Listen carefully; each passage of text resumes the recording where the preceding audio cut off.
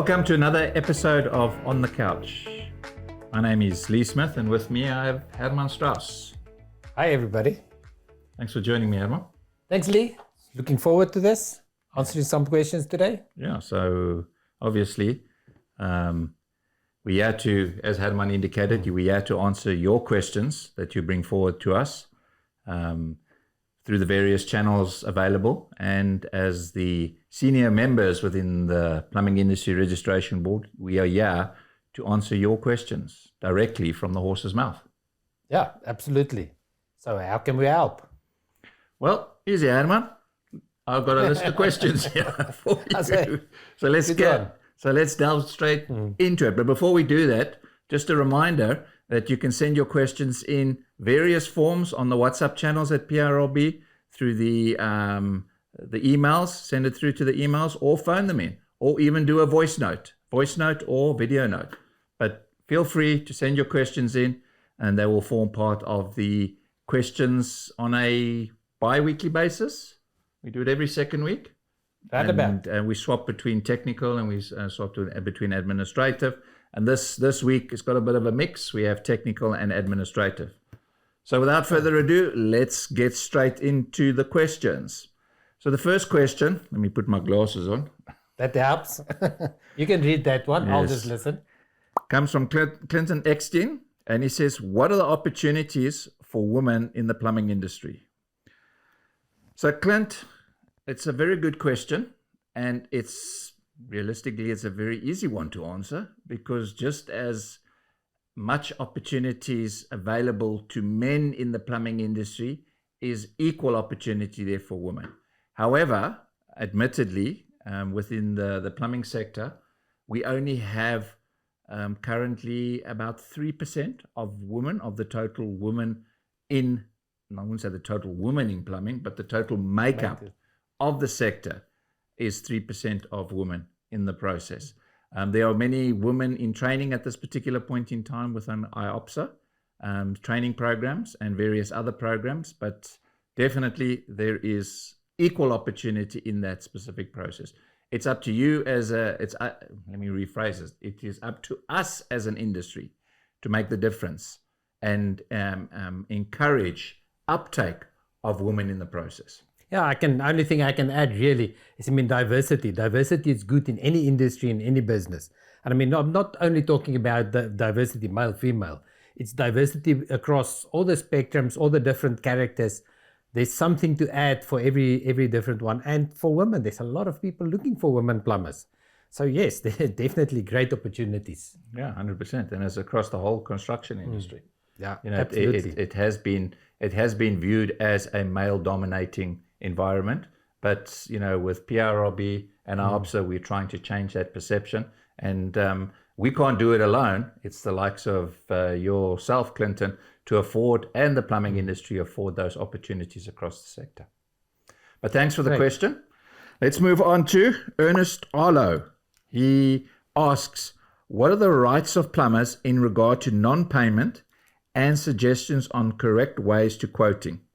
So Ernest, it's one of those real tough questions. But of a loaded one. Yeah, so let's split the question in two, because there's a two-part question. And the first part you're talking about non-payment. So non-payment in the construction industry in general in plumbing is a challenge. And the only advice I can give you is that just make sure that your paperwork is 100% correct upfront, because obviously you're going into an engagement with a customer or an engagement with in a contract which you don't necessarily know the other party. So therefore we resort to contractual agreements, but you have to have it clearly stipulated in writing. So both parties understand before you start the journey in respect to how the thing should work, how payment should work. If payment doesn't happen, this is going to happen. Yeah, anything you want to add to that? Short summary, basically what you said. Make sure you and your customer really understand each other. Make sure you have evidence of that. Because when it really comes to the point of payment, the customer needs to know that you did deliver what you committed, and that is they know what they are paying for. Yeah, I think just to add to that, we Ernest in this particular case, or anybody might have gone through those steps and still land up in a situation in respect to non-payment. Now, again, as we indicated, if your paperwork was correct, you can fall back on the contract.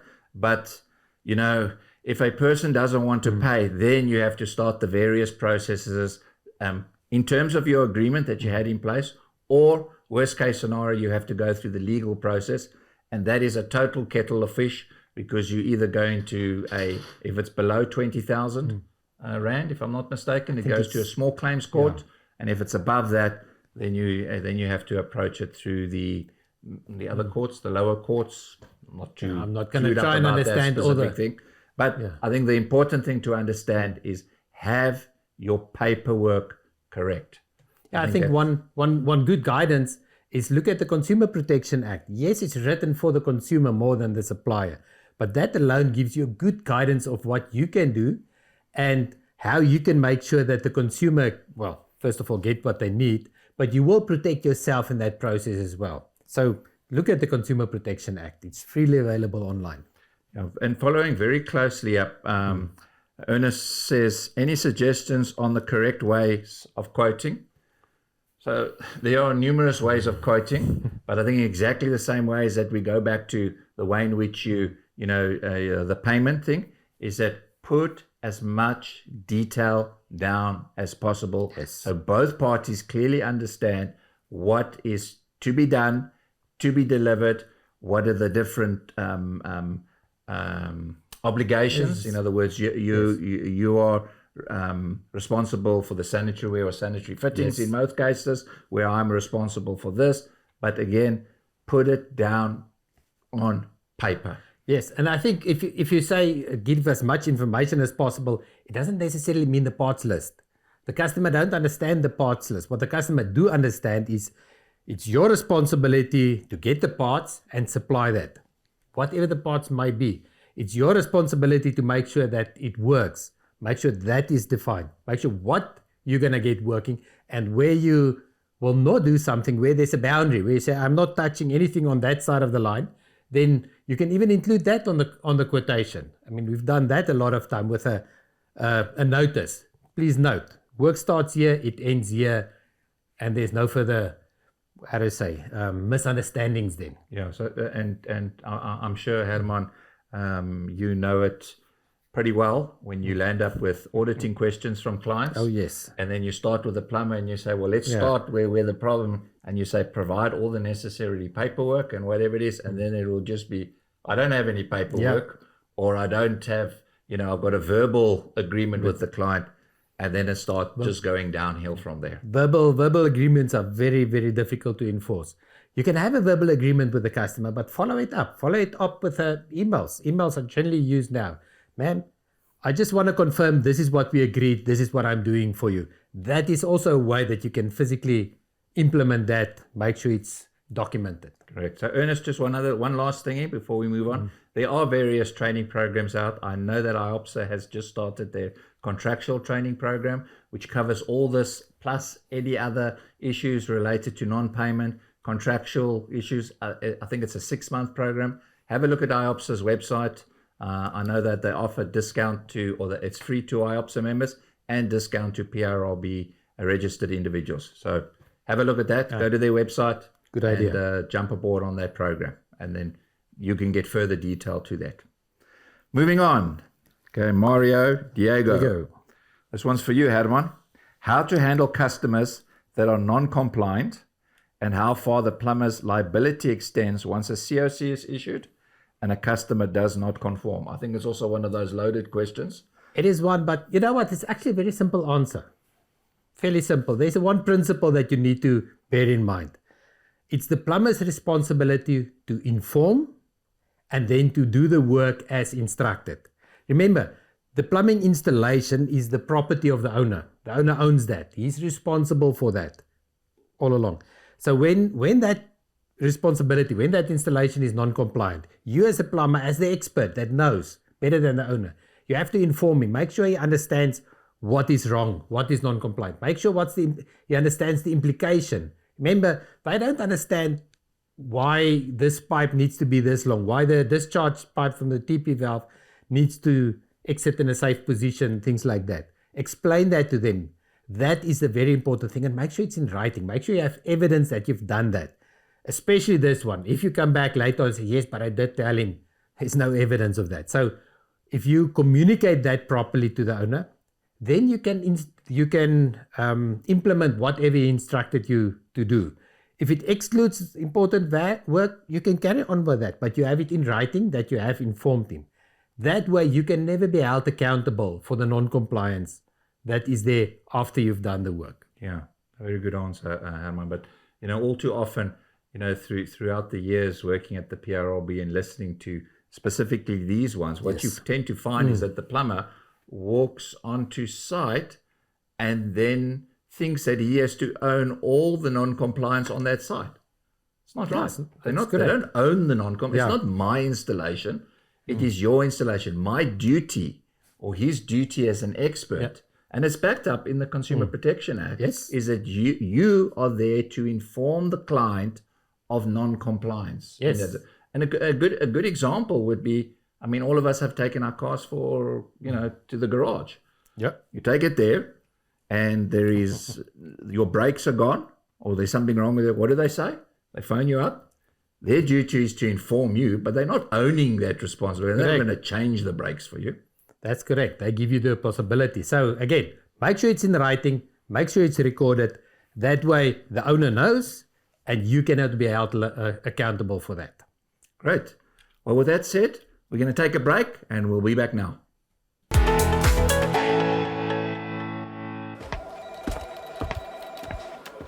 Good day. How can I help you? Hi, I'm here to log in my COCs, but I seem to be having an issue with my computer. No problem. But did you know that you can log your COCs using an app on your cell phone? Oh, what app is that? It's called the App Plumber. Do you have a smartphone with you? Yes, I do. Oh well, let me show you how it works. Not only can you access your PRRB profile on the App Plumber, but you can also earn CPD points while exploring the plumbing industry in the palm of your hand. Download the app from Google Play Store and join thousands of other happy users.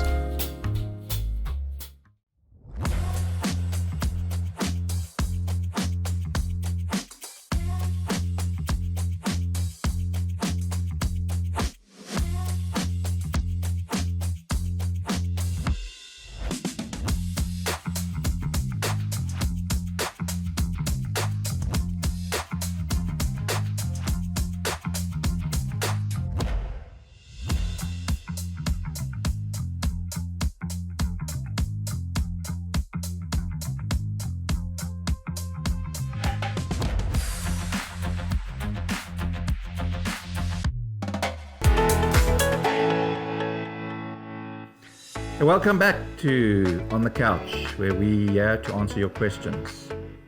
Moving on, the next question comes from a gentleman called Jan de Toy, and he asks, solving problems with architects makes designs difficult to follow SANS, South African National Standards. That one? Yeah, so this is I think it's a concept that we need to clearly understand, because there's different ways that you can make sure that a product complies. This is where we discuss rational design, you might have heard about that, and deemed to satisfy. So let's try to make sense of it. The regulation says that a design can either be done by an engineer. So just quickly, Jan mentioned the architect. Just for clarity, the architect in collaboration with the engineer might give you a specific design to follow, which makes it a engineering design aligned with the various regulations. So engineer can design, he's accountable, he's responsible, and you can install whatever the engineer tells you to install because the engineer is accountable. You can even issue a COC for that, but specify that it is in accordance with the rational design from this engineer. That's option one. So if they give that you to do that, you can do it as they specify. Yeah, so can I just get clarity on that, Herman? Is that, so what you're saying is generally an architect is the one that designs this thing to make it look pretty. Yes. And in some cases functional. Isn't Yes. that so? But an engineer necessarily designs if the load can be carried by this prettiness and Yes. the way in which the water should be running. That's why we got different engineers. electrical engineers, mechanical engineers, fluid and dynamic engineers, etc., etc. Absolutely. So on the one side, the architect designs the prettiness, and on the other side, the engineer designs the functionality of the building. I'm sorry, I used that in the same, but you understand what I mean by that. The specialist Yes. design items, strength, make sure the structure can hold, But yeah, it needs to hold, and so on. so we got that concept, but also the fact that in most cases, and let's talk about domestic housing, you don't necessarily have a engineer on a house design. That's Generally, correct. the architect goes out and does that specific thing. So if an architect does that, does he use the rational design or does he use deemed to satisfy? So that's where the deemed to satisfy comes in, because then the architect will just specify in his plan, say, there's a toilet, there's a bath, there's a shower. That's the only part that he specifies. And he tells the plumber, install it in a legal way so that it's compliant. That is where the standards come into play. Then the standard is what they refer to as a deemed to satisfy. Practical terms, follow the standard. We know the standards.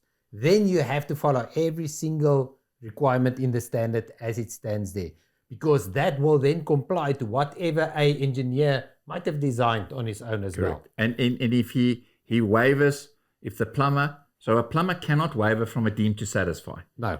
If anybody wavers from a deemed to satisfy, they are shifting into a rational design stage, and the regulations are clear. It's a competent person that signs off that rational design. Yes.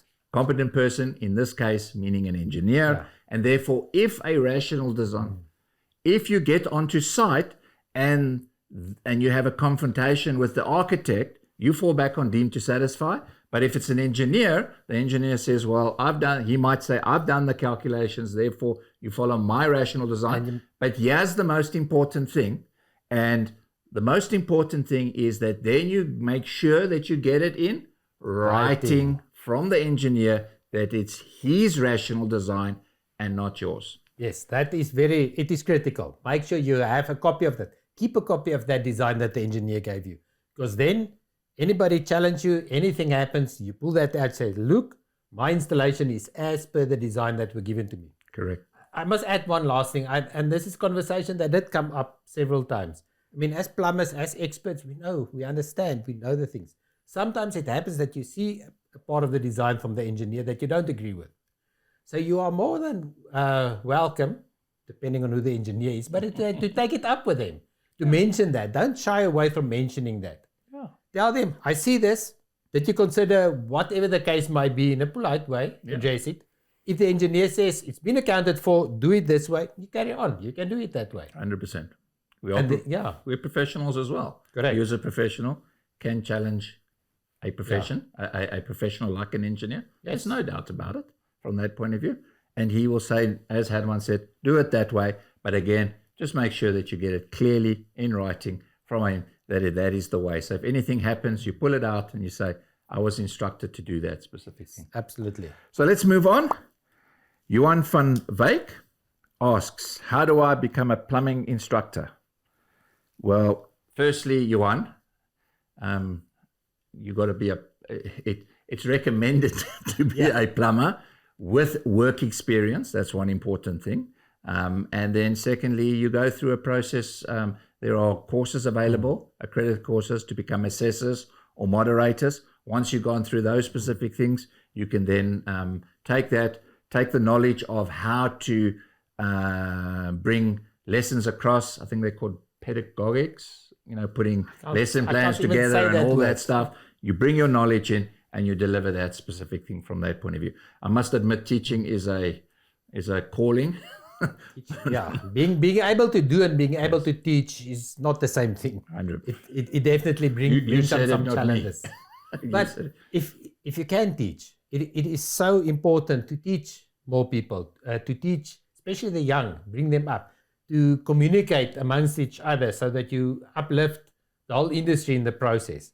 I'm not sure what exactly you had in mind with becoming an inspector. If you want to build up your own company, if you just want to do it on an ad hoc base in between. I mean, there's business opportunities there. I believe there's a lot of space for instructor organizations Yeah, to I train think- and a I lot think- of new people. One of our challenges in the educational environment in respect to, and let's just talk about plumbing instructors, is that a lot of the people that instruct at the colleges don't necessarily have the background experience. And that's why it's very important to have the industry knowledge and have the work experience, that when you do step into the role of an instructor, you can fall back on that specific knowledge Yes. from that point Very of view. important. But there's our courses available. Just go and Google them. You're looking for basically an assessor's course. Go and have a look out there, apply on it, go through it. And then just also keeping in mind, if you do achieve the plumbing assessor course, the PRLB has a designation for that. So once you've achieved that, apply for it, give the information in, and then you'll get that designation assigned to you as well. Okay, moving on. This is from not an individual, but from a company, Bestie Plumbing.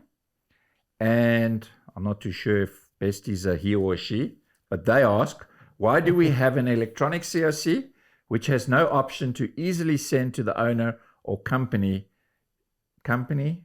or copy it to the store? Edmund? Well, the simple answer is actually that's one of the reasons for the electronic COC is because it is so easy to send it directly to the company, and because it is so easy to send a copy to whoever else you want to send a copy to. Alternatively, you can download it while you issue the COC. You can download it in PDF format and just email it straight to the owner, or insurance companies, body corporates, whoever else needs a copy of that. With that said, we're going to pay for the couch and the lights and all the nice stuff, and we're going to go off to the ad break. Besides the growing demand, therefore, electric point-of-use geysers are very different from conventional, closed, unvented geysers. In celebration of the festive season, Articulated offers a 10% discount on the electric point-of-use geyser installation course. Visit www.iopsatraining.co.za today to book your online course, not only to expand your knowledge of electronic point-of-use geysers, but also to gain the opportunity to expand your business's service. Welcome back from the break, and just again to remind you, please send your questions in via the various channels at PRLB, because we are to answer them. Anything that you want to know about, please send them through. We're going to move on to the final question, and it's an audio question from Alden. Hi, good day. I just would like to know the PERB certificate. Do you use it for transfer of properties, or is it only when you've done the plumbing work on the house that you give a PERB certificate out? Thank you. Thank you, Alden. Herman, do you want to take that one? So again, let's start and look what is a COC actually. Just for interest sake, have a look at the back of the COC. When's the last time you read that? And frankly, encourage your customer to read it as well, because that explains exactly what it is, and your customer will know what to expect from that. So it says, COC is your declaration that the work you have just done has been done in accordance with the standards and the regulations. That's simply what it is. In other words, it's always linked to a job. Whenever you've done a job, you write a COC for this work that you have done.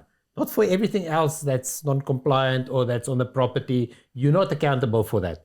This piece of work that you've done. When you replace the geyser, you do that. That's why on the COC, you have the little block where you specify the work that you've done. You specify, I replaced the geyser, put the serial number. When in doubt, put as much info, rather more info than less. That is what you put into the picture. Just to add on, you use that word declaring, because you are the professional. You are the competent person in respect to this, and therefore declaring that what you have done and undertaken is true and correct because of your knowledge and expertise in the industry. Yes, and that is, for interest sake, it's not only the plumbing regulations that this applies to. This is also in terms of the Consumer Protection Act. It fits perfectly within the Consumer Protection Act. It actually helps you protect yourself as well as the customer in this process in terms of that act. Yeah. But then it comes to sale of property. Yeah, but before you get on to that, I think what's important to understand is that there's a difference between doing the work versus signing off the work or declaring that the work is correct. In most cases, 99% or 95% of the time is that a person doing the work tends to sign off the work. Yes. But in some cases, there might be a person who is not necessarily licensed and registered to sign off a certificate, and he may wish to then go and look at an installation, and which you're going to touch on now with regards to a transfer of property or an installation or a work done by another person who is a trained person who has undertaken that work, and he's now taking taking the responsibility for signing that specific work off. Yes. So what it comes down to is who was responsible for this work? Who's in control? So if you, I think the laws refer to adequate supervision. If you supervise the work, you were in control of what were done, then you can sign off the COC because you take responsibility for that. Doesn't matter who you use to do the work. Hopefully somebody properly trained. That should be the case. But that's why you can sign off the COC. In a case where somebody for a sale of property wants a COC, they can contact you and ask, please write a COC for my house. But now you have to be very careful, because that means you need to do a thorough inspection on the full property, on every single aspect of that. Because once you sign that COC, once you declare by yourself that all the installation is fully compliant, you are accountable. Yes. Should anything be identified in that installation that is not compliant, they will run to you because you're the professional that has now signed this off. So if you go out to a property, do not sign off a COC if there's anything that is non-compliant. Yeah, or in the case where, I mean, just to use an example, a stupid example, is that you can't see through walls. So therefore, if you're signing off for a transfer of property, make sure that you declare that you did not inspect that portion of the property. Yes, I mean, again, the block where you specify the work done, inspected all the everything that's visually accessible, what's the boundaries that you inspected. If there's non-compliance is found, make sure that you declare it as part of the non-compliance notice. This is what we found. Yeah. Be very careful about signing a COC on a transfer of properties, because it's a massive, wide compliance that you are looking for and trying to address, so that when you're signing something, you're signing for that whole compliance of that specific property. So be very careful. Note if there's any non-compliance, or note things that are excluded out of your declaration in respect to transferring of the property. Yeah, and I think the last comment from my side is whether it's for a transfer of a property or for any other type of work, don't ever sign a COC for a friend just because you think you're helping them out. Yeah. It's a recipe to get to you. I mean, you take responsibility. Don't ever take responsibility for something that you are not in control of. Yeah, 100%. You earned that right of signing off that COC. Yes. It is your right, and you should control that right. Absolutely. And own that specific right. With that said, Herman, thank you very much for joining me. Thank you very much. Keep those questions coming, and thank you very much for joining us on the couch. Until next time. See you again soon.